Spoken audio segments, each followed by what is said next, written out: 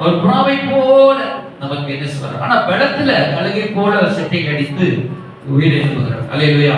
அப்ப இப்படிப்பட்ட ஒரு மென்மையான ஒரு சுபாவம் நிறைந்தவர். அல்லேலூயா.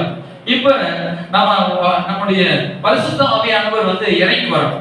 இப்ப பரலோகத்திலிருந்து இறங்கி வரும். இயேசு சொல்றாரு, நான் போவது உங்களுக்கு நலமாக இருக்கும், நான் போன பிறகு பரிசுத்த ஆவியாகிய தேற்றரவாளன் இறங்கி வருவார் அப்படின்னு சொன்னார். அல்லேலூயா. பரிசுத்த ஆவியாகிய தேற்றரவாளன் என்ன செய்வாரு? இறங்கி வருவார் அப்படின்னு சொன்னார். அல்லேலூயா. அப்ப அவர் பரிசுத்த ஆவியானவர் கடவுள் தான்.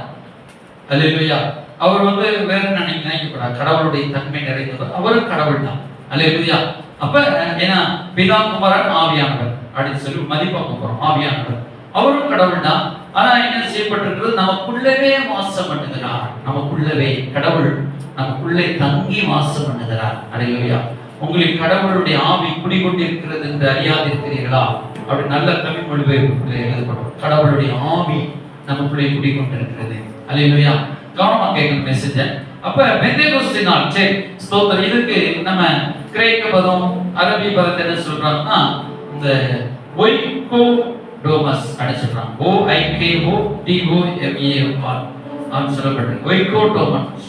அப்ப என்னன்னா பக்தி விருத்தி, ஒரு பரிசுத்த ஆவியானவர் வரும் பொழுது நம்ம ஒரு பக்தி விருத்தி உண்டாகும்படி கட்டுகிறார். அல்லேலூயா. நம்ம வாழ்க்கையை அவர் எடுப்பித்து ஒரு கட்டுகிற தேவன். அல்லேலூயா. ஸ்தோத்திரம். அப்ப இந்த பரிசுத்த ஆவியானவர் வரும் பொழுது நம்ம வாழ்க்கையை கட்டுகிறார். அல்லேலூயா. அப்ப பரிசுத்த ஆவியானவர் இப்ப இயேசு கிறிஸ்து போன பிறகு பரிசுத்த ஆவியானவர் அப்படியே இறங்கி வர்றார். அல்லேலூயா. சரி ஸ்தோத்திரம். அவர் போய் தான் அனுப்பணுமா அப்படின்னு கேட்டா, இப்ப மிந்தி பழைய ஏற்பாட்டுல பரிசுத்த ஆவியானவர் எப்படி இருந்தாரு? பழைய ஏற்பாட்டுல யார் மேலேயும் தங்கி இருக்கல நிரந்தரமா. புரியுதா உங்களுக்கு? யார் மேலேயும் அவர் தங்கி இருக்கல. சிம்சோன் மேல பரிசுத்த ஆவி இறங்குவார். இறங்கின உடனே 1000 பேரை அடிச்சு வீழ்த்திடுவோம். முடிஞ்சனா போய்வார், பரலோகத்துக்கு போய்வார். அப்புறம் தாவீது மேல இறங்குவார். ஒரு யுத்தம்னா இறங்குவார். அந்த யுத்தம் முடிஞ்ச பிறகு டக்குன்னு போய்வார். அது ஒரு இருக்கலாம், ஒரு 4 நாட்கள் 5 நாட்கள் 10 நாட்கள் தொடர்ந்து இருக்கலாம். இருப்பார். ஒரு மாசம் அப்படின்னு சொல்லி இருப்பார், தங்கி இருப்பார் ஒரு குறிப்பிட்ட நாட்கள். ஏன்னா அந்த வேலை, அந்த யுத்தம் படிக்கிறதையும் அந்த தீர்க்க தரிசனம் நிறைவேறதையும் அந்த ஆலயம் கட்டுகிற வரைக்கும். இப்ப பரிசுத்த ஆவியானவர் பழைய ஏற்பாட்டுல பாத்தீங்கன்னா வெவ்வேறு திருச்சல் வேலை பார்த்தார்.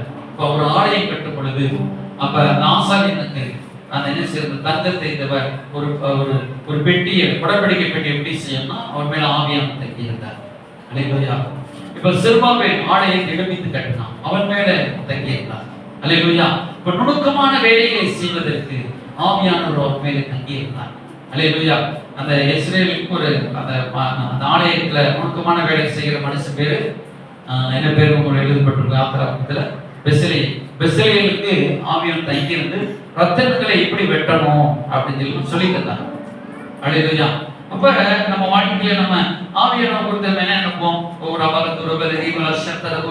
அந்நியபாஷை பேசிட்டு அப்படியே போறதுக்காக நம்ம அந்நியபாஷை பேசுறோம். பேசிட்டு என்ன செய்யறோம்? விட்டுட்டு போயிடும்.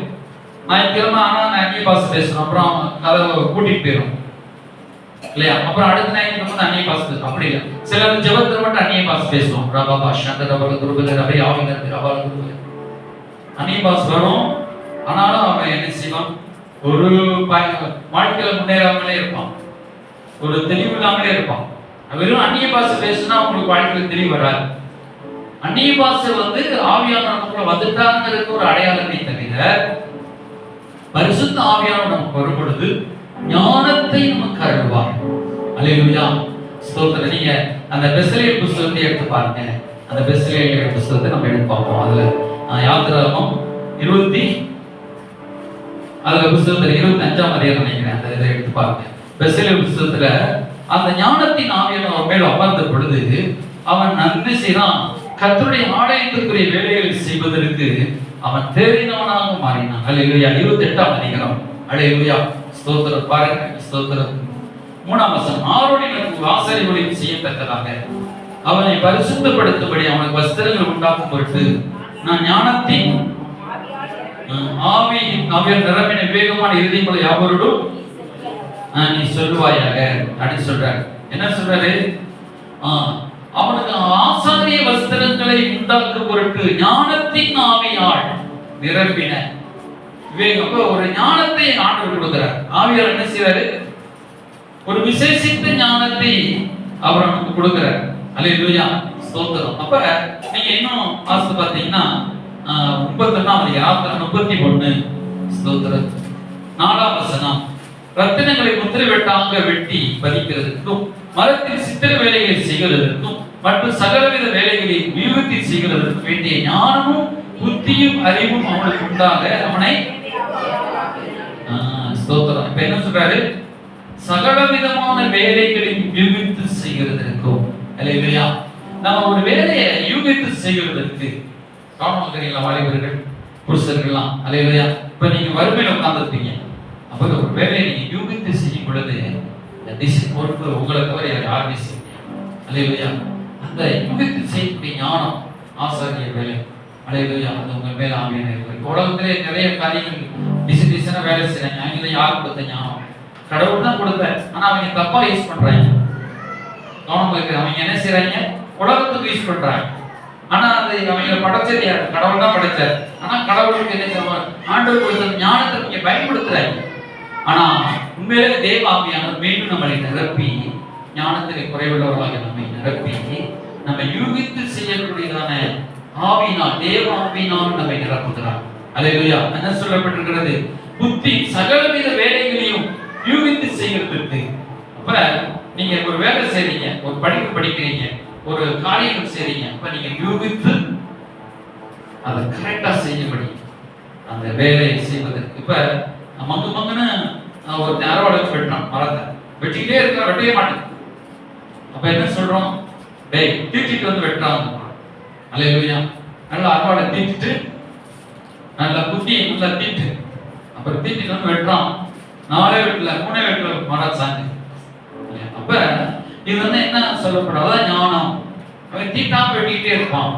அப்ப நமக்கு இந்த ஆவியை கர்த்தர் நமக்கு தரும் பொழுது, ஒரு வேலையை செய்யும் பொழுது நம்ம அதை லேசா செஞ்சுக்கலாம். அல்லேலூயா. நமக்குள்ள ஆவியான் வரும் பொழுது நம்ம கஷ்டமா இருக்கும் ஒரு வேலை, அதை ஈஸியா முடிச்சிருவோம். அல்லேலூயா, ஸ்தோத்திரம். நீங்க கஷ்டப்பட்டு வேலை பார்த்து வரீங்க. அல்லேலூயா. உங்கள்கிட்ட காசு இல்லை, யாராவது மதிப்பான உங்களை மதிக்க மாட்டாங்க. உங்கள்கிட்ட இல்ல, நீ கஷ்டப்பட்டு வேலை செஞ்சு வந்திருக்க, ஆனா நீ ஃப்ரீயா காய்கறிகளும் வாங்கிப்போ, அரிசிலாம் வாங்கிப்போ. நீ நைட்ல இருந்து கொத்தனார் வேலை செஞ்சிருக்கிற, இந்த செங்கெல்லாம் வச்சிருக்க, அதெல்லாம் கேட்க மாட்டாங்க. நீங்க வேலையே செய்யாம நல்லா படிச்சுன்னு வந்து காசு கொடுத்து ஐயா சாமி கும்பிடு போட்டு காசு வாங்கி சாமம் கொடுப்பாங்க. இல்லையா? உலகம் அப்படிப்பட்ட உலகம். ஏதாவது உலகம். சரி சரி, நமக்கு அப்படிதான் வேண்டாம். நமக்கு வந்து இந்த வேலைகளை செய்வதுன்னா நம்ம என்ன செய்யறோம்? நான் கஷ்டப்படுறேன் கஷ்டப்படுறேன் கஷ்டப்படுறேன் கஷ்டப்படுறேன். அப்ப கஷ்டப்படுறேன்னா என்ன அர்த்தம்? நீ ஆவியானவரை உடன் அழைக்கவில்லை. கஷ்டப்படுங்க. சிலர் கஷ்டப்படுறீங்க, உண்மையில வாழ்க்கையில கஷ்டப்படுறீங்க இல்லைன்னு இல்லை. ஆவியானவரை நீங்க உடன் அழைக்கும் பொழுது அந்த கஷ்டத்தை லகுவாக்குவார். அல்லேலூயா. கஷ்டம் இல்லாம இருக்காரு. அந்த ஊழியங்கிறது ரொம்ப கஷ்டம் தான். ஆனா அந்த கஷ்டமான ஊழியத்தை கர்த்தர் லகுவாக்குவார். அவரோடு நான் இணையும் பொழுது, அந்த ஆத்மா அவரோடு கூட இணையும் பொழுது என்ன செய்யும்? எனக்கு அந்த கஷ்டத்தை லகுவாக்குவார். அல்லேலூயா. அப்ப ஒவ்வொரு காரியமும் கொஞ்சம் கஷ்டமானதான், அதை லகுவாக்குவார், ஞானத்தை கொடுப்பார். அப்பே அல்லேலூயா. அப்ப நம்ம ஆண்டவர்கிட்ட யோசனை கேட்க வேண்டும். நம்ம என்ன கேட்கணும்? என்ன கேட்கணும்? யோசனை கேட்க வேண்டும். உங்களுடைய யோசனைகள் தாவீது எழுதுற, உங்களுடைய யோசனைகள் கடலை இருக்கிற மணலை காட்டிலும் அளவிட முடியாது. உங்களுடைய ஆலோசனைகள் ஆச்சரியமானவைகள். அப்படி சொல்றாரு, ஆலோசனையில் பெரியவர். அல்லேலூயா. உடைய ஆலோசனை ஆச்சரியமானது. அல்லேலூயா. நீர் அதிசயங்களை செய்கிறவர். அல்லேலூயா. அப்ப இந்த காரியங்கள் நம்ம ஒரு வேலைக்கு நம்ம கூட இருக்கிற ஞானத்தால் நிரப்பி. இப்ப எஸ்யா 11ஆம் அதிகாரத்துல சொல்லப்பட்டு பாருங்க, ஞானத்தின் ஆவியினாலும் இந்த ஆவியானவர் வரும் பொழுது என்னென்ன நமக்கு வருகிறது. ஸ்தோத்திரம். அவர் எப்படி வெளிப்படுறார் பாருங்க. ஸ்தோத்திரம். அல்ல எஸ்யா 11ல ஞானத்தை உணர்வையும் அருளும் ஆவியும். ஞானமும் உணர்வும் அதுதான். என்ன வருது?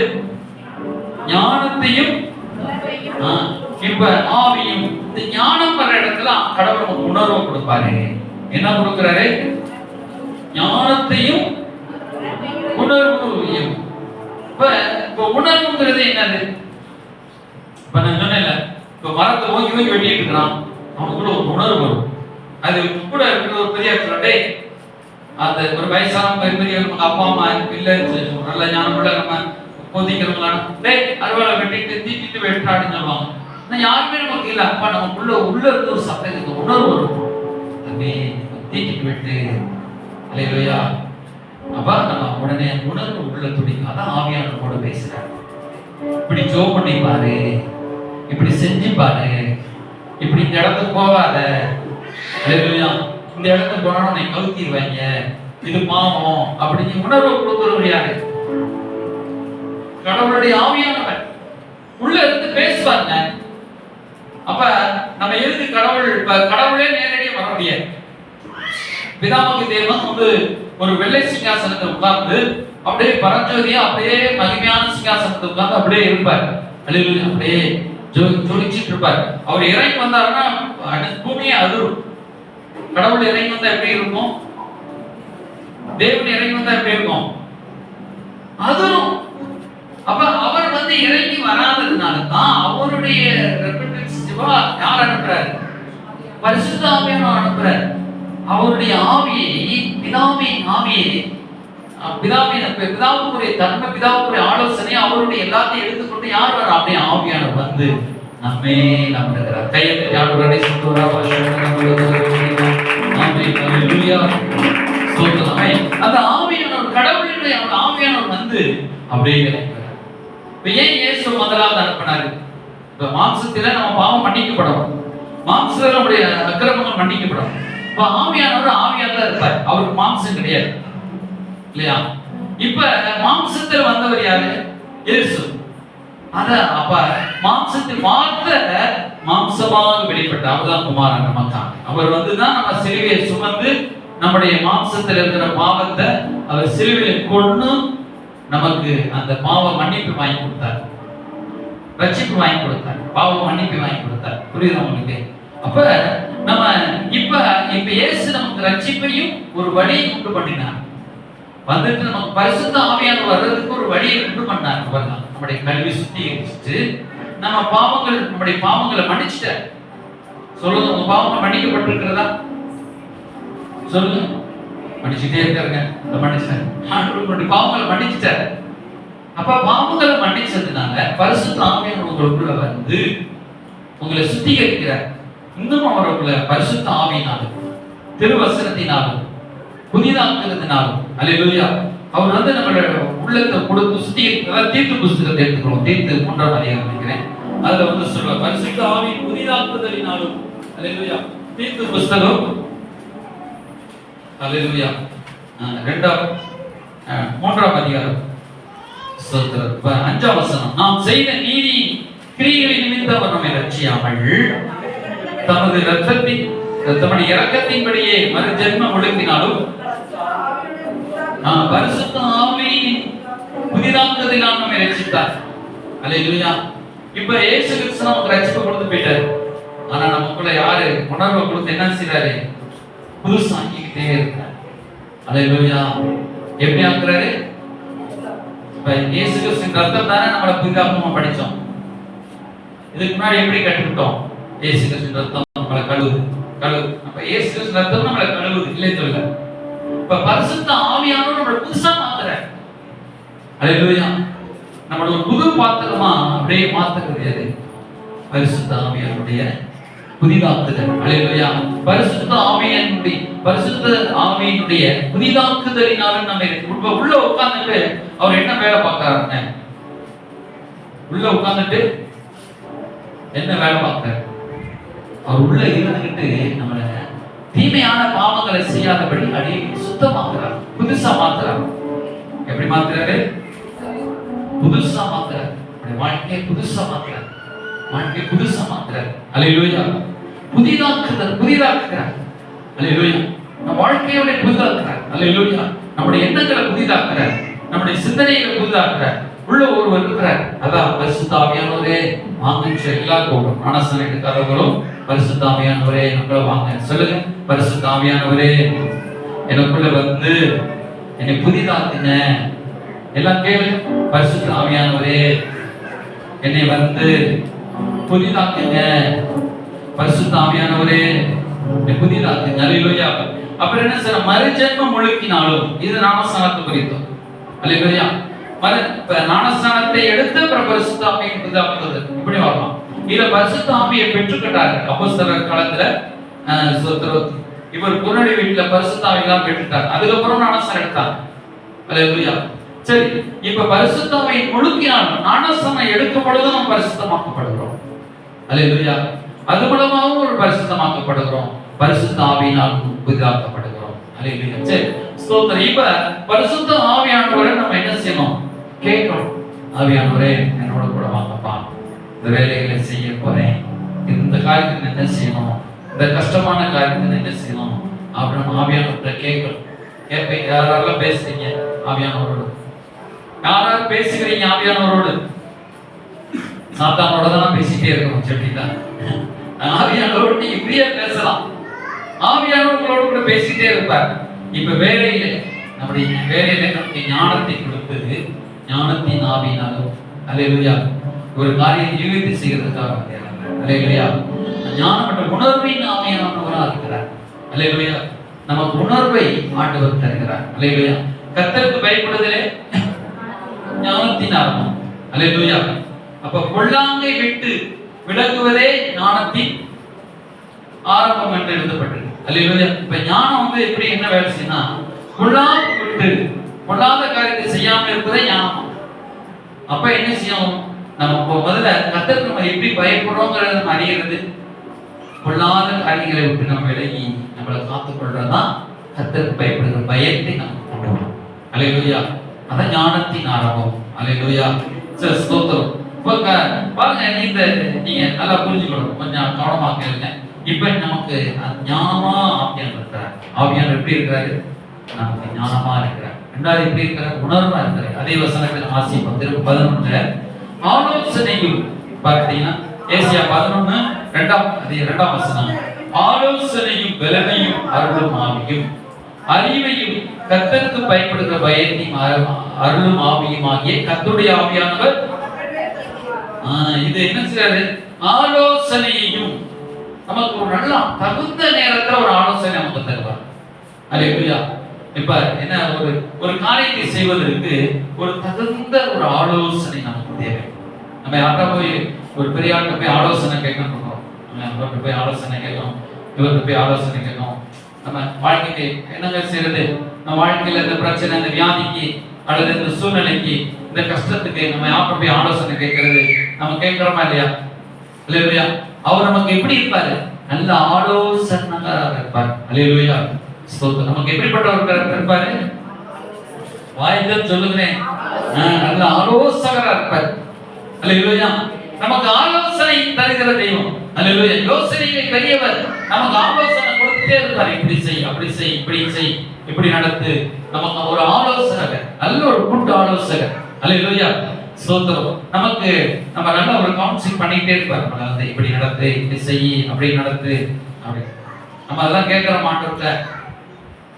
நம்ம ஆவியானவர் பெற்றுக்கிட்டா என்ன செய்யணும்? ஒரு அவலதுரு வருதியாவது சக்கரம் வருதியாவது வருடியே அதுவும் பேசணும். ஆனா நமக்கு ஆலோசனை கேட்கணும். என்ன கேட்கணும்? ஆண்டவரே எனக்கு நல்ல ஆலோசனை தாங்கப்பா. வாழ்க்கையில முன்னேறுவதற்கு என்ன தேவை? ஆலோசனை. கிறிஸ்துவுக்குள் நிலைத்திருப்பதற்கு என்ன தேவை? ஆலோசனை. ஆலோசனை என்னது? நல்ல ஞானம். ஒரு சிக்கலை சிக்கிட்டீங்க, நமக்கு அந்த சிக்கல்ல இருந்து வெளியே வரணும். அப்ப நமக்கு என்ன தேவை? ஆலோசனை தேவை. அல்லேலூயா. அந்த ஆலோசனையும் நியாயமானதா இருக்கணும், சரி நீதியுள்ளதா இருக்கணும். அல்லேலூயா. ஸ்தோத்திரம். அப்ப அந்த ஆலோசனை, சிலர் ஆலோசனை கொடுப்பாங்க இல்லையா? இப்ப சிங்கத்திலிருந்து தப்பிச்சுட்டு புலிட்ட மாற்ற மாதிரி ஆலோசனை கொடுப்பாங்க, அல்லது புலிட்ட இருந்து மாட்டிட்டு புலியிலிருந்து தப்பிச்சு சிங்கத்திட்டு ஓடிடு அப்படின்னு. சிங்கம் ரெண்டுமே ஆளை காலி பண்ற கேஸ். அந்த ஆலோசனைகள் போய் மாட்டிக்க கூடாது. அல்லேலூயா. ஆண்டவர் ஆலோசனை கொடுக்கும் பொழுது நமக்கு எந்த பிரச்சனையும், நமக்கு எந்த தீமையுமே வராது. அல்லேலூயா. நமக்கு நல்ல ஒரு ஆலோசனை கொடுப்பாங்க ஒவ்வொருவருக்கும். இப்ப நம்ம வந்து என்ன படிக்கணும், என்ன நான் தொழில் பண்ணணும், என்ன யாரை கல்யாணம் பண்ணணும், நான் எங்க போகணும், எங்க வரணும் அப்படின்னு ஆலோசனை யார் கொடுப்பார்? ஆவியானவர் கொடுப்பார். ஆவியானவர் எங்க இருந்து கொடுப்பார்? வேதத்தின் வசனத்திலிருந்து நமக்கு கொடுப்பார். வேதத்தின் வாக்கியத்திலிருந்து இந்த ஆலோசனைகள் கொடுப்பார். நமக்கு ஆவியானவர் தான் நமக்கு ஆலோசனை கொடுக்கிறார் அப்படின்னு கண்டுபிடிக்கிறது எது? வேதத்தில் வசனம் படிச்சிருக்கணும். வேதத்தை முழுவதும் டோட்டலா படிச்சு வேதத்தை குறித்து அறிவு நமக்கு இருக்க வேண்டும். இல்லையா? சில ஆலோசனை கூட கண்ண மறைச்சு சிலர் கொடுக்குற ஆலோசனை வந்து தப்பான ஆலோசனைகளை கொடுத்துருவாங்க. ஒரு கெட்ட ஆலோசனை நண்பர்களா இருப்பாங்க, படம் நம்ம அங்க போய் நம்ம காசு நம்ம அதை செய்வோம், நம்ம இந்த சினிமா படத்துக்கு போவோம், நம்ம அப்படி போகக்கூடாது இப்படி போகக்கூடாது, இது ஜாலியா போய் போகா அப்படி தப்பான ஆலோசனைகளை சிலர் கொடுத்துருவாங்க. புரியுதா உங்களுக்கு? ஏன்னா வருத்தமா இருக்கிற மாப்பிள்ள ஒரு கோட்டை எடுக்கிற மாப்பிள்ள சரியாயிரும் தப்பான மேட்டர் கொண்டு போயிடுவாங்க இல்லையா? அதே போல பெண் பிள்ளைகளுக்கு தப்பான ஆலோசனையை கொடுத்துருவாங்க. அப்ப இதெல்லாம் கெட்ட ஆலோசனைன்னு ஆவியானவர் உணர்த்தல. அப்ப நமக்கு நல்ல ஆலோசனை கொடுக்கறதுக்கு ஆவியானவர் நீங்க சார்ந்து கொள்ளணும். அவர் ஆவியானவர் மேல் தங்கி இருப்பார், நம்ம மேல் தங்கி இருப்பார். அவர் அதான் சொல்றாரு, இயேசு கிறிஸ்து மேல தங்கி இருந்தார். அதே போல அதுக்கடுத்து நம்ம மேல அவர் தங்கி இருக்கிறார். ஒவ்வொரு மேலும் அவர் தங்கி இருக்கிறார். ஒரு அடியில சொல்லையா ஸ்தோத்திரம். அதான் ஆலோசனையும் பலனையும் நமக்கு என்ன தராரு? ஒரு நல்ல ஒரு பலன் நமக்கு தராரு. சரீரத்துல நமக்கு ஆவியில நமக்கு ஒரு பலன். இப்ப சோர்ந்து போய் மனசு உடைஞ்சு போயிருப்பீங்க. ஐயோ மன துக்கத்தினாலே ஆவி என்ன செய்யும்? ஆவி முறிந்து போகும். மனோ துக்கத்தினால் ஆவி முறிந்து போகும். அல்லேலூயா. இன்னும் சொல்லப்பட்டிருக்கிறோம், முறிந்த ஆவி யாரால் தாங்கக்கூடும் அப்படின்னு சொல்லப்பட்டிருக்கு. அல்லேலூயா. முறிந்த ஆவி ஒரு மனசு உடைஞ்சு போயிட்டானா அவனை யாருமே தாங்க முடியாது. 1000 பேர் வந்து நாம துணை நிக்கிறேன் சொன்னாலும் அவன் அழுதுகிட்டே இருப்பான். முறிந்த ஆவியை யாரால் தாங்கக்கூடும்? அதான் ஆவியில முடிஞ்சு போய் கூடாது. அப்படியே முடிஞ்சு போய் சில பைத்தியம் பிடிச்சு அப்படியே அலைவாங்க. பெரிய ஆளா இருப்பாங்க. சிலர்லாம் பார்த்தீங்கன்னா சில பெரிய ஒரு ஆளா இருப்பாங்க. அவங்க அப்படியே ஒருத்தர்லாம் எக்ஸாம் படிச்சுட்டு வந்திருக்காரு, கவர்மெண்ட் எக்ஸாம். அவருக்கு வந்து அங்க போனோன்னா வேற கேள்வி கேட்டாங்க.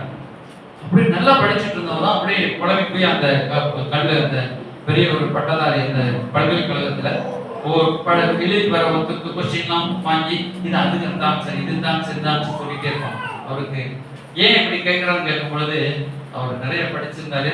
ஆனால் கேட்ட கேள்வி வரலாம் குழம்பி போய் மென்டல் ஆகி இந்த பல்கலைக்கழகத்திலே ரோட்டோரத்தில் தங்கிட்டாரு. வர வேண்டிய கொஸ்டின் பேப்பர் வாங்கி இருந்தா என்ன ஆகி போச்சு? அவருக்கு முடிஞ்சு போச்சு. ஃபெயிலியர். சிலர் வந்து 10th 11th 12th ஃபெயிலான என்ன செஞ்சுறாங்க? தற்கொலை செஞ்சுக்கிறாங்க. படிச்சது வரல இல்ல நீட்ல எத்தனை பேர் எழுதி ஃபெயிலியர் ஆகி அவங்க தற்கொலை செஞ்சுக்கிறாங்க. ஏன்னா நம்ம ஆவி முறிந்து போயிடும். அது தாங்கக்கூடிய சக்தி. அதனால தான் நம்மளாம் படிக்க மாட்டோம் மாஸ்டர். அதை விழுந்தோடு நாங்கள் படிக்க மாட்டோம். சரிங்களா? சரி நம்ம ட்ரை பண்ணுங்க, வாழ்க்கையில முன்னேறது ட்ரை பண்ணுங்க. ஆனால் முறிஞ்சு போயிடக்கூடாது. இதுதான் அது இந்த இதுல தோல்வி அடைஞ்சா அதுல ஒரு வெற்றி கிடைக்கும். அல்லேலூயா. அப்ப இதெல்லாம் ஆண்டவர் ஆவியானவர் நமக்கு நம்ம ஆவியை தாங்கிறதுக்கு அது உலகத்தான் பெரும்பாலும் அப்படி செஞ்சிடும். ஆனா நமக்கு ஒருவர் இருக்கிறார். நமக்கு யார் இருக்கிறார்? ஆவியானவர் கூட இருக்கிறார். அப்படி ஆவியை ஒரு தாங்குவார். மகனே நீ ஏன் கலங்குகிறாய்? மகனே நீ ஏன் தேங்குகிறாய்? அல்லேலூயா. உன்னுடனே நான் கூட இருக்கிறேன். அல்லேலூயா. ஆமென். இயேசு நீங்க இருக்கையில நாங்க சோர்ந்து போவதில்லை. இயேசு நீங்க இருக்கையில நாங்க சோர்ந்து போவதில்லை. சமாதான காரணம் நீங்க தானே, வல்லவரும் நீங்க தானே, சமாதான காரணம் நீங்க தானே, சர்வ வல்லவரும் நீங்க தானே. இயேசு நீங்க இருக்கையில அந்த சோர்ந்து தாயும் தகப்பனும் நீங்க தானே, தாங்கும் சுமை தாங்கி நீங்க தானே, தாயும் தகப்பனும் நீங்க தானே, தாங்கும் சுமை தாங்கி நீங்க தானே. ஆமென். அல்லேலூயா. சரி போதும். நம்ம அடுத்து நீங்க சாயங்காலம் வருவீங்க நினைக்கிறீங்க. நிறைய ஆவியான குறித்து அது பெரிய ஒரு 3 நாள் பேச வேண்டிய சப்ஜெக்ட்ல. அல்லேலூயா. நான் எடுத்தது செய்தியே வேற, இங்க வந்து எடுக்காத செய்தி கொடுத்துட்டு இருக்கேன். அதனால ஆவியானவரோடு பேசு. அல்லேலூயா. இப்படி நிறைய செய்தி இருக்கு. எந்தெந்த நேரத்தில் எந்தெந்த குறிப்பு கொடுப்பான்னு சொல்ல முடியாது. அல்லேலூயா. நல்ல சாயங்காலம் வந்தீங்கன்னா உங்களுக்கு இன்னும் ஆவியான குறித்து இப்படி ஆலோசனை தருவாரு, ஒரு பலன் தருவாரு. ஆவியான பலன். அல்லேலூயா. நமக்கு என்ன செய்ய செய்யும் முடிச்சு பலன் தருவார். அதான் போட் சொல்றாரு, என்னை பலப்படுத்துகிற இயேசு கிறிஸ்துவால் எல்லாவற்றையும் செய்ய எனக்கு பலன் உண்டு. அல்லேலூயா. ஒரு காரியத்தை நம்ம செய்யும் பொழுது பணமே இல்லாம ஒரு காரியம் செஞ்சு முடிச்சிடும். அல்லேலூயா. ஆவியார் உங்க கூட வருவாருன்னா ஒரு இடத்துல நீங்க போறீங்க, உங்களோட பணமே இருக்காது, நம்ம வேலை பிடிச்சிருவீங்க. அல்லேலூயா. ஒரு இடம் ஒரு காரியத்தை ஒரு ஒரு ஒரு படிப்பு படிக்க போறீங்க, ஒரு தொழில் செய்ய போறீங்க, ஒரு ஒரு ஒன்றை நீங்க செய்ய போறீங்கன்னா எந்த துணையும் நம்ம பரிசுத்த ஆவியார் கூட இருந்தாருன்னா உங்களுக்கு அனுகூலமா வாசல் அப்படியே திறக்கப்படும். அல்லேலூயா. அல்லேலூயா. அப்ப பாருங்க, ஸ்தோத்திரம். அப்ப இந்த ஆவியானவர் மேல அப்படியே தங்கிட்டு இருப்பாரு. அப்ப அறிவையும் நமக்கு அறிவு தருவார். இப்ப ஞானம் வேற, அறிவு வேற. அல்லேலூயா. ஸ்தோத்திரம். நமக்கு இப்ப நம்ம ஞானமா இந்த இதை செல்போன்ல இருந்து இதை எடுத்துறோம், வீடியோ எடுத்துறோம். என்ன செஞ்சிடும்? ஞானமா இப்ப நான் பேசுறது வந்து இப்ப நான் செய்தி கொடுக்கறது உங்களுக்கு பிரோஜனமா இருக்குது. அது பிரோஜனமா இருக்கிற செய்தி எடுத்து நம்ம வெளியில போட்டுறோம். அது ஒரு 100 பேர் 50 பேர் முடிஞ்சவங்க பார்த்து அது பிரோஜனப்படுறாங்க. அது ஞானம். மக்களுக்கு கொடுக்கும் போதே இன்னைக்கு ஒரு எடுத்து அப்படி போட்டுருவோம். அது ஒரு ஞானம். அந்த ஞானத்தை செயல்படுத்துறது எது? அறிவு. நம்ம வீட்டுல போய் டிலேட் பண்ணிடுறோம். சரி, இது என்ன நேரமாச்சு அப்படி மறந்து விட்டுறோம். அப்ப என்ன இல்லை, அறிவு இல்லாத ஞானம் இருந்தும் அறிவு இல்லாம அதை அப்படி விட்டுறோம். நேரமில்ல சொல்லி விட்டுறோம். அதான் இப்ப சமைச்சிருங்க, ஞானமா சமைச்சிருங்க. அதை என்ன செய்ய? அறிவா பாதுகாக்கிறீங்க. சாப்பிட்டு முடிச்சு சாப்பிட்றீங்க, அல்லது அதை பாதுகாக்கு, அது கரெக்டாக பரிமாறி சேவ் பண்ணிடுச்சு. அல்லேலூயா. அது என்ன செய்யப்பட்டிருக்கிறது? அறிவு. அல்லேலூயா. இப்ப ஞானமா நம்ம காரியம் நடப்பிச்சிருவோம். ஆனா நமக்கு அறிவு இல்லைன்னா வாழ்க்கையில் முன்னேற முடியாது. அல்லேலூயா. அப்ப இந்த அறிவையும் அதான் சொல்றாரு, அறிவு அருளும் ஆவியும் அறிவையும் எழுதப்பட்டிருக்கிறது. அறிவையும் கர்த்தருக்கு பயப்படுகிற பயத்தையும் அருளும் ஆவியும் ஆகிய என் மேல் இருக்கிறார். இப்ப ஸ்கூல் போறதுக்கு தண்ணி பாட்டில நிரப்பி வச்சுட்டீங்க, டிஃபன்லாம் வச்சுட்டீங்க, ஆனா எடுக்காம போயிருங்க. ஆனா அறிவு ஞானத்துல நினைச்சிட்டீங்க, நமக்கு தண்ணி தான் எடுக்கும், நமக்கு சாப்பாடு பசி எடுக்கும் அப்படின்னு ஞானமா செட் பண்ணி வச்சுட்டீங்க. ஆனா கொண்டு போகலங்கிறது சரி இல்லாம கொண்டு போக மாட்டேன். அப்ப என்ன ஆயிருக்கு? அறிவு வேலை பார்க்கும். அல்லேலூயா. அல்லேலூயா. இப்ப காணிக்கெல்லாம் எடுத்து வச்சுட்டீங்க வீட்டுல. நேற்று 2 நாளைக்கு முன்னாடி காணிக்கை ரெடி பண்ணி வச்சிட்டீங்க. ஆனா சர்ச்சுக்கு வரும்போது காணிக்கை மறந்து வச்சுட்டு இருந்தீங்க. ஐயோ அடியெல்லாம் போடுறோம் அப்படின்னு இல்லையா? அப்ப சில நேரத்துல இப்படி நிறைய காரியங்கள் இருக்கும். அப்ப நமக்கு என்ன செய்யணும்? ஞானத்தையும் ஒரு காரியத்தை செஞ்சு அறிவாய் செய்து படிப்பதற்கு. அல்லேலூயா. கர்த்தருக்கு பயப்படுகிற பயம், இந்த பயத்தை ஒருவர் தந்திரிக்கே இருப்பார். பயத்தை தரும் ஆவி. சரி, இது வந்து நீங்க ஒரு ஸ்டடியா நீங்க எடுத்துக்கலாம். அல்லேலூயா. நீங்க சாயங்காலம் வந்து உங்களுக்கு ஒரு பிரசங்கமா கூட இல்லாட்டா கூட ஒரு பைபிள் ஸ்டடியா உங்களுக்கு வரலாம். அல்லேலூயா. நீங்க ஆவியானவர் குறித்து அறிந்து கொள்ளக்கூடிய செய்தி. அல்லேலூயா. நீங்க ரொம்ப உங்களை போட்டு கொள்ளலாம் மாட்டோம். அதனால நீங்க நம்பி ஆண்டவரே நாங்க சாயங்காலம் வரப்போறோம், எங்களுக்கு நல்லா கற்றுத்தான், நிறைய கற்றுக் கொடுப்போம். அல்லேலூயா. நல்லா ஃப்ரீயா ஜெபிக்க போறோம். அல்லேலூயா. நிறைய ஆவியானவர் குறித்து எழுதப்பட்டிருக்கு. அல்லேலூயா. அதனால நிறைய பேசுவோம். எல்லா கண்களையும் முடிப்போம். ஸ்தோத்திரம் ஆண்டவரே. பரிசுத்த ஆவியானவரே, எங்களுக்கு கற்றுத்தந்ததுக்காக உங்க ஸ்தோத்திரப்பா. அல்லேலூயா. சில காரியங்கள் தான் நாங்கள் ஆவியானவரை குறித்து தியானித்தோம். ஆனால் ஆவியானவரை எங்களுக்கு நன்மை செய்யும்படி எவ்வளவோ வைத்திருக்கிறீரப்பா. ஆவியானவரே, அல்லேலூயா. பரலோக தேவன் ஆவியானவர்கள் கூடவே இருக்கிறீங்கப்பா.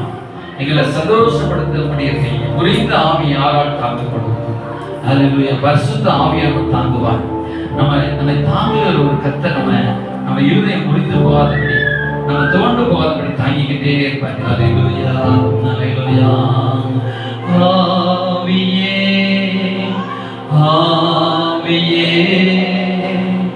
பணியாக பொழியும் ஆவியே ஆவியே ஆவியே மலையாக பொழியும் ஆவியே பணிபுரியும் பொழியும் பரிசுத்தரே, மழையாக பொழியும் ஆவியே, பனி போல பொழியும் பரிசுத்தரே, மழையாக பொழியும் ஆவியே,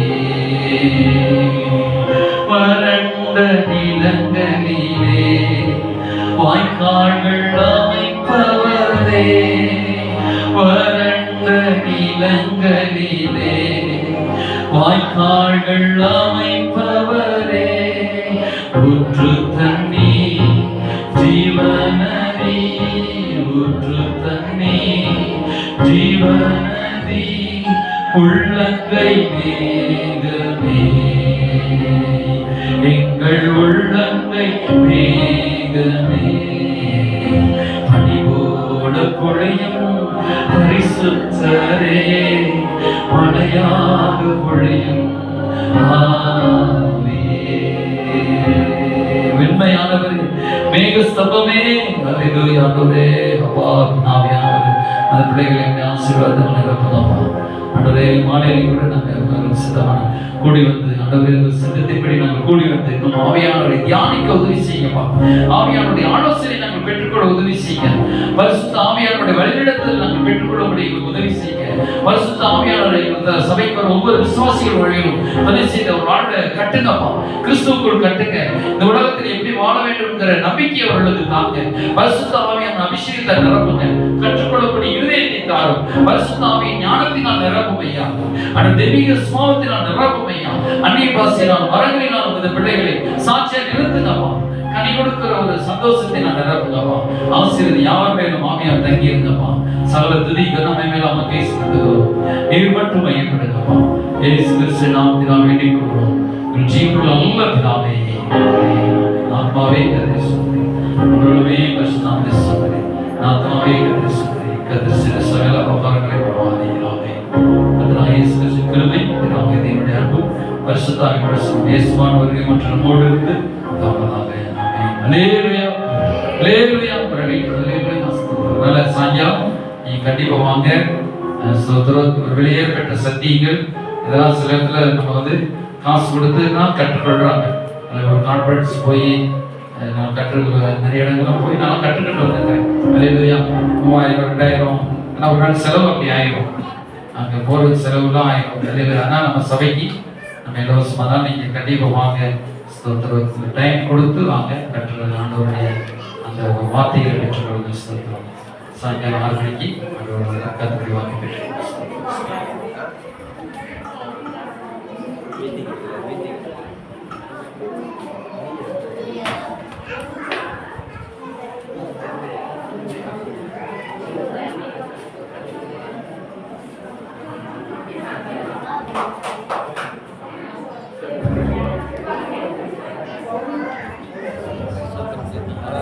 ஜோசப் வரல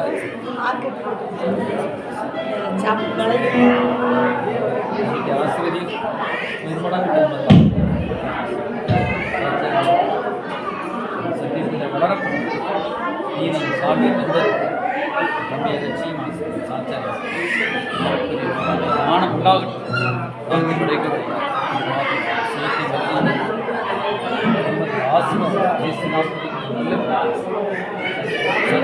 சாப்பாடு ஆகிட்டீங்களா? இந்த மாதிரி தானே சீக்கிரம் சாயங்காலம் வாங்க.